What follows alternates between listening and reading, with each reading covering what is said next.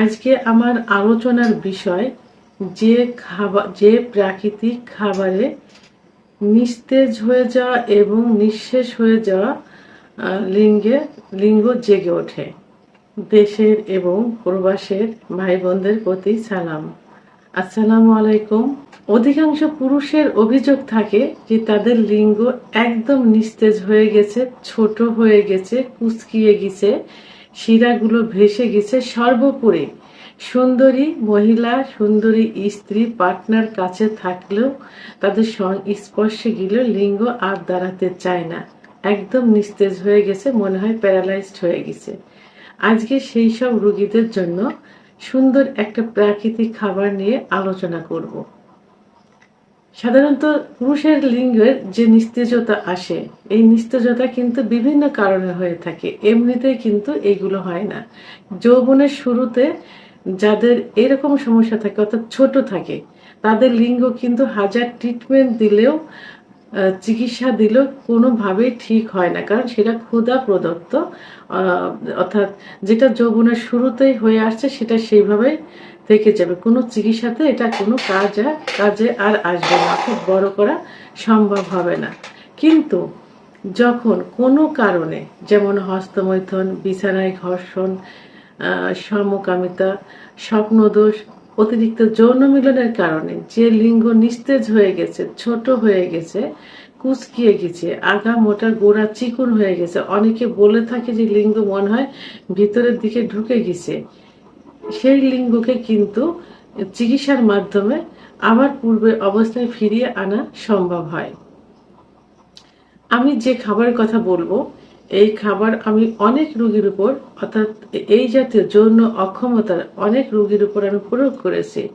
প্রয়োগ করার পর যখন এর রেজাল্টটা পরিপূর্ণভাবে পেলাম, তখনই কিন্তু আমি এই প্রাকৃতিক খাবার নিয়ে আলোচনা করেছি বিভিন্ন ভিডিওতে, এবং সর্বোপরি রোগীদেরও দেওয়ার চেষ্টা করছি।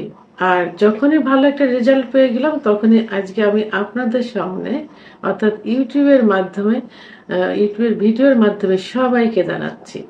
যারা এই সমস্যায় ভুগছেন, তারা আজকে আমি যে খাবারটি বলবো, এই খাবারটি যদি নিয়মিত একটু খেয়ে যান এবং ব্যবহার করে যান, তাহলে আপনার এই নিঃশেষ হয়ে যাওয়া লিঙ্গ আবার পূর্বের অবস্থায় ফিরে আসবে। তো যে খাবার বলবো সেই খাবারগুলো এখন বলছি। এই খাবার তৈরি করতে 3টি উপাদান লাগবে, 3টি প্রাকৃতিক খাবার। একটি রসুন, অর্থাৎ 1 নম্বরে রসুন, 2 নম্বরে মধু, 3 নম্বরে কলা, পাকা কলা। কিভাবে প্রস্তুত করতে হবে? 2 থেকে 3 কোয়া রসুন থেতলাতে হবে, অর্থাৎ পিষতে হবে, পিষে একটু রস তৈরি করতে হবে।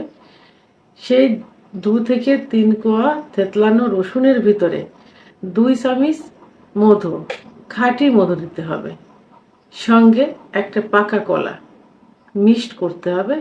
আপনি ব্লেন্ডারও করতে পারেন, অর্থাৎ নর্মালি ওই মিক্সড করে চামচ দিয়ে খেতে পারেন, সকালে এবং রাত্রে খাবার আগে।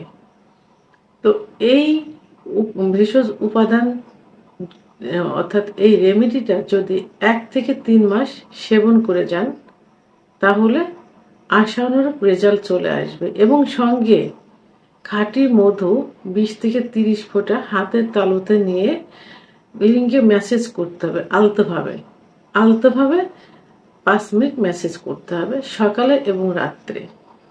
এই প্রাকৃতিক খাবার অর্থাৎ রেমেডিটি সেবন করতে হবে 1 থেকে 3 মাস, এবং এই মধু, খাঁটি মধু ম্যাসেজ করতে হবে 1 থেকে 3 মাস।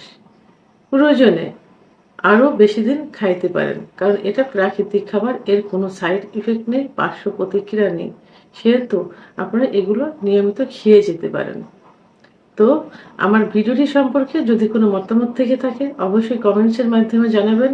আর ভিডিওটি ভালো লাগলে লাইক, কমেন্ট, সাবস্ক্রাইব করে আমার সঙ্গে থাকুন। আল্লাহ হাফেজ।